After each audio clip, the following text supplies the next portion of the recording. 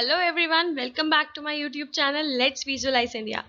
Today I will start a new series on data science.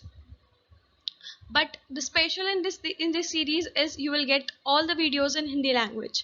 यहाँ हम सब हिंदी में डेटा साइंस के बारे में बात करेंगे और basically from scratch to top मैं आपको सारी चीज़ें बताऊंगी कि डेटा साइंस में क्या क्या चीज़ें होती हैं, क्या क्या आपको पढ़ना है, कहाँ कहाँ से पढ़ना है, प्लस आपको प्रैक्टिकल्स भी करवाए जाएंगे. So please subscribe to my channel so that आप लोगों को जैसे ही डेटा साइंस का कोई भी वीडियो अपलोड हो तो आप लोगों को उसकी नोटिफिकेशन आ जाए. सो हम लोग स्टार्ट कर. तो सबसे पहले हम लोग पढ़ेंगे कि what is data, basically what is data. So देखो, मैं एक बहुत सिंपल भाषा में बोल सकती हूँ. Data is raw facts and figures. Raw facts and figures जैसे आप लोगों ने देखा होगा, कंपनी जब भी हम कोई फैक्ट्री होती है वहाँ पर रॉ मटेरियल होता है. आप लोगों के पास जो पेन है उसकी बॉडी भी अलग से आई होगी, जो उसकी निब है वो अलग से आई होगी, इसकी इंक अलग से आई होगी, और इन सबका कॉम्बिनेशन क्या है, एक पेन है. बट अगर इनको अलग अलग कर दिया जाए तो क्या वो किसी यूज़ के हैं? नहीं. उसी तरीके से डेटा है. डेटा अभी जिस तरीके से फॉर्म में पड़ा हुआ है वो एक यूजलेस डेटा है, हमारे किसी काम का डेटा नहीं है. जब हम उस डेटा को प्रोसेस करेंगे, उस डेटा को प्रोसेस करने के बाद जो उनसे हमें इंफॉर्मेशंस मिलेंगी वो बेसिकली हमारा क्या है, वो हमारे लिए इंफॉर्मेशन है और वही हमारे लिए एक यूजफुल डेटा है. आज आप लोग देख रहे होंगे डेटा साइंस का कोर्स कंटिन्यूसली बढ़ता जा रहा है. बट क्यों, ऐसा क्या है इसके अंदर? देखो क्या है ना, आपको मैं एक एग्जाम्पल देती हूँ इसके लिए. एक डॉक्टर होता है, आप डॉक्टर के पास जाते हो, डॉक्टर आपसे पूछता है कि भाई आपको क्या बीमारी है, क्या सा फील कर रहे हो, तो आप उसको बताते हो आज मुझे चक्कर आ रहे हैं, आज थोड़ी सी खांसी हो गई, ये हो गया वो हो गया. उससे क्या होता है ना, वो डॉक्टर एनालाइज करने की कोशिश करता है कि इसके क्या हो सकता है. वो अपने दिमाग के डेटा के अंदर जाकर चेक करता है कि मेरे साथ ये प्रॉब्लम, उसके साथ ये प्रॉब्लम्स हैं, तो मे बी ये हो सकता है. But he is not sure about that. So वो क्या करते हैं, आप लोगों को टेस्ट लिखते हैं. उस टेस्ट को करवाने के बाद वो किसी कंक्लूजन पर आते हैं. बेसिक उसी तरीके से सेम क्या है, हमारे पास बहुत सारा डेटा है, उस डेटा के अंदर हम लोग चेक करते हैं, उसको एनालाइज करते हैं, और फिर उसके बाद जो हमारे पास इंफॉर्मेशन निकल कर आती हैं, बेसिकली हम उस डेटा के लिए ही उसको पढ़ रहे होते हैं. सो अगर आप लोगों को डेटा से खेलने का शौक है तो आप डेटा साइंटिस्ट बन सकते हो. बहुत सिंपल है. बस एक बहुत ही छोटी सी रिक्वायरमेंट है, आप लोगों के पास एक ग्रेजुएशन डिग्री होनी चाहिए. अगर वो कंप्यूटर्स में है तो वो वेल एंड गुड है. आप लोगों के लिए ये पूरी तरीके से ये जो स्पेस है वो आप लोगों के लिए अवेलेबल है. एक चीज़ और मैं आप लोगों को यहाँ पे बताना चाहूँगी. देखो, डेटा साइंस जैसे हर एक फील्ड में होता है, हर जगह पर बहुत सारे लोग होते हैं. बट अगर आपने चुना है कि आपको डेटा साइंटिस्ट बनना है तो मैं आप लोगों को एक चीज़ बता देती हूँ कि है ना, आप लोगों को मेहनत बहुत करनी पड़ेगी, बहुत ज़्यादा मेहनत करनी पड़ेगी. क्योंकि किसी भी फील्ड में मास्टर होना ही आपको दूसरों से अलग बनाता है, और उस चीज़ को अलग रखने के लिए ही आपको ये चीज़ों को ढंग से क्लियरली प्रैक्टिकल सब कुछ करना पड़ेगा.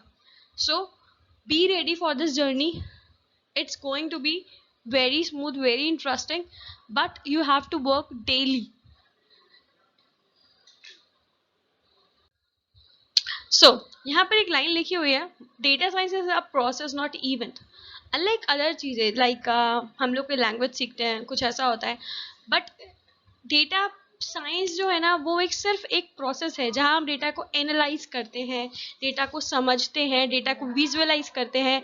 हम किन्हीं दो चीज़ों के अंदर एक तरीके से उसके अंदर रिलेशंस निकालते हैं, वो डेटा साइंस होता है. ठीक है. उस डेटा साइंस, अब देखो इसके लिए मैं आपको एक एग्जांपल देती हूँ. सपोज करो मैंने एक चीज़, मेरे पास डॉक्टर्स की, पेशेंट्स की कुछ लिस्ट थी, मैंने उसको पढ़ा, उसको एक्सप्लोर किया. वहाँ मुझे पता चला कि जो लोग थे जिनके को हार्ट अटैक आने के चांसेस ज़्यादा रहते हैं, वो लोग तो हमारे बीपी के पेशेंट्स होते हैं, प्लस वो हमारे ओबेसिटी के पेशेंट्स होते हैं. सो बेसिकली मैंने ओबेसिटी का एक फैक्टर उठाया और उस पर मैंने रिसर्च करना शुरू किया कि लोग ओबेसिटी से क्यों परेशान है. फिर मैंने ये चीज़ें देखी कि कौन सी एज ग्रुप ऐसी है जहाँ पर लोगों को ओबेसिटी ज़्यादा है. तो मेरे को क्या मिला वहाँ पर कि जो एज है 20 से 30 वाली, वहाँ पर ओबेसिटी की जो प्रॉब्लम है वो ज़्यादा है. अब देखो, चलो ठीक है, कोई बात नहीं, ओबेसिटी की प्रॉब्लम ज़्यादा थी, 20 से 30 की एज थी. तो फिर मैंने क्या पता लगाया उधर से कि जो 20 से 30 एज के लोग हैं वो लोग एक्सरसाइज कम कर रहे हैं. एक्सरसाइज कम, उनकी जो डेली रूटीन है, डेली स्ट्रक्चर है, वो बिगड़ा हुआ है ना. वो लोग हेल्दी डाइट्स ले रहे हैं जिसकी वजह से उनको ये प्रॉब्लम फेस करनी पड़ रही है.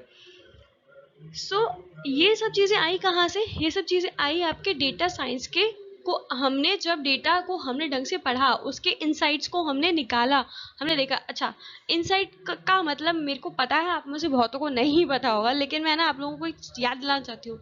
आप लोगों में से बहुत सारे लोग होंगे जो इंस्टा फॉलो करते होंगे। इंस्टा पे आप जब भी कोई पोस्ट डालते हो वहाँ इनसाइट लिखा हुआ आता है, राइट? आप लोग उसको क्लिक करते हो, आपको क्या मिलता है? उसके अंदर के कितने लोगों ने आपको लाइक किया, कितने लोगों ने आपके पोस्ट को देखा। So basically inside data science में भी क्या है, यही है कि वो आप अंदर के डेटा को आप लोग देख सकते हो वहां पर।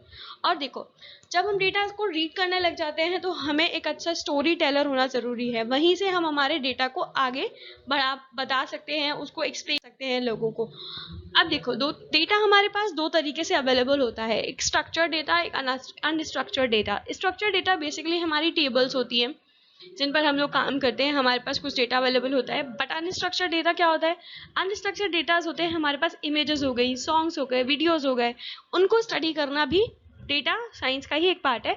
अब देखो, इसका एक एग्जांपल है, जैसे आपकी अमेजोन सीरीज चलती है या फिर प्राइम नेटफ्लिक्स चलता है, यहाँ पर आपको रिकमेंडेशंस आती है। ये रिकमेंडेशंस आती कहाँ से हैं? ये आपके चॉइसेस को लेकर आती है। सपोज आपने वहाँ कोई दो मूवीज देखी, आपका टेस्ट सामने वाले को पता चला कि यार ये ऐसी मूवीज लाइक करता है, तो वो आपको उन्हीं मूवीज को बेचने की कोशिश करेगा जिस टाइप का जॉनर आपका है, उस टाइप की मूवीज को ही वो आपको सेल आउट करने की कोशिश करेगा।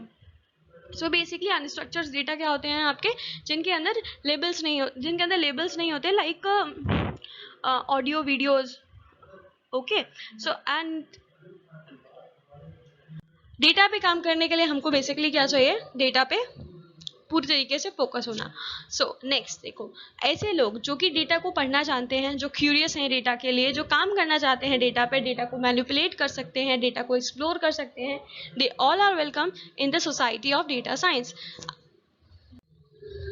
लास्ट, डेटा साइंस के अंदर हम काफ़ी सारी चीज़ों को देखेंगे, साइंटिफिक मेथड्स भी होंगी, एल्गोरिथम्स भी होंगी, प्रोसेसेस भी होंगे, नॉलेज, हमारी जो नॉलेज जो हम लोग गेन करेंगे, और हम इन डेटा के इनसाइट्स को भी चेक करेंगे। सो बेसिकली डेटा साइंस सबका एक कॉम्बिनेशन है। और लास्ट में मैं आप लोगों को एक ये चीज़ ही बताना चाहूँगी, आप लोग सोचोगे अचानक से डेटा साइंस इतना ज़्यादा क्यों बढ़ गया? पहले क्या था? देखो, चीज़ें, टेक्नोलॉजी महंगी थी, सॉफ्टवेयर्स अनपेड नहीं थे, सारे के सारे सॉफ्टवेयर्स पेड थे। और अगर हम लोग को कोई सामान चाहिए या फिर कोई सॉफ्टवेयर या कुछ भी हमें परचेज करना है, तो बेसिकली हम लोग उस कैपेबल नहीं थे और इतना ज़्यादा डेटा भी अवेलेबल नहीं था। बट जैसे जैसे टेक्नोलॉजीज बढ़ती जा रही हैं, हमारे लिए डेटा मिलना बहुत ईजी हो गया है। अब डेटा एक इतना ज़्यादा एक इंडल्स फॉर्म में है, मतलब बहुत एक बिना नदी की तरह डेटा हमारे पास है जिसको हमें पढ़ना है। तो वहाँ अब हमारे पे डेटा की कमी तो है नहीं। और ऑब्वियस सी बात है, आप लोगों ने पाइथन, आर, इन सब के बारे में सुना हुआ होगा। ये फ्री सॉफ्टवेयर्स हैं, आर हमारा एक फ्री सॉफ्टवेयर है, पाइथन हमारे एक ओपन सोर्स है। तो हम लोगों को अब इन चीज़ों की भी टेंशन लेने की ज़रूरत नहीं है, हम इन लोगों से काम कर सकते हैं बेसिकली। और इनकी इतनी सारी लाइब्रेरीज, इतने सारे लोग इनसे जुड़े हुए हैं कि कोई ना कोई किसी ना किसी तरीके से आपके हेल्प आ ही जाता है। So this is all about data science right now, this is basically data science. So आप लोग अच्छे से सोच लो why you want to be a data science। उसके बाद हम लोग आगे वाले वीडियो में डिस्कस करेंगे कि कौन सी लैंग्वेज ज़रूरी है इसको सीखने के लिए, कौन सा डेटाबेस आपको आना चाहिए, और क्या क्या चीज़ें आप लोगों को इसके अंदर पढ़नी है।